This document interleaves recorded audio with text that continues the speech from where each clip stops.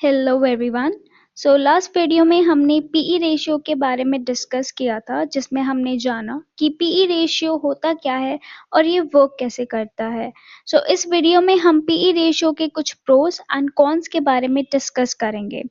As you guys already know कि PE ratio हमें किसी भी स्टॉक या शेयर के ओवर वैल्यूड या अंडर वैल्यूड होने का पता बताता है। साथ ही साथ उसमें बाइंग अपॉर्चुनिटी है या नहीं, और जिस वैल्यूएशन में हम खरीद रहे हैं वो सही है या नहीं। और इंडस्ट्री कंपैरिजन भी काफी इजीली हो जाता है।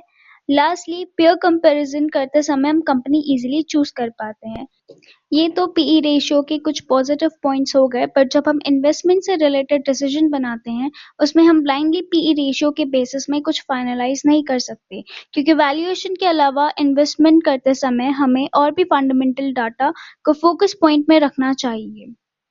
मे बी कंपनी आपको एक अच्छे वैल्यूएशन में मिल रही हो, पर उसके फंडामेंटल्स उतने अच्छे ना हो। लाइक उस पे डेब्ट बहुत ज्यादा हो, कंपनी का मैनेजमेंट अच्छा ना हो, या कंपनी में कोई लीगल एलिगेशन लगे हो। तो ऐसे बहुत सारे पैरामीटर्स होते हैं जिनको हमें इन्वेस्टमेंट करने से पहले डीपली एनालाइज करना होता है। फॉर एग्जाम्पल, आपकी स्क्रीन में स्टर्लिंग पावर जेन्सर्स लिमिटेड कंपनी का इंडस्ट्री पीई और प्राइस टू अर्निंग रेशियो सामने है।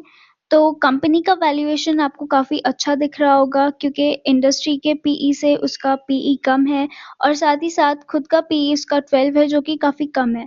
बट लेकिन अगर आप अदर फाइनेंशियल डाटा को फोकस पॉइंट में रखेंगे तो यहाँ पे कंपनी का ऑपरेटिंग कैश फ्लो या फिर cash from operating activity negative चल रहा है, और भी काफी नेगेटिव पॉइंट्स कंपनी के बारे में हमें फंडामेंटली दिखते हैं, जैसे पेग रेशियो, आरओसीई, डेब्ट रेशियो, ये सारे नेगेटिव हैं।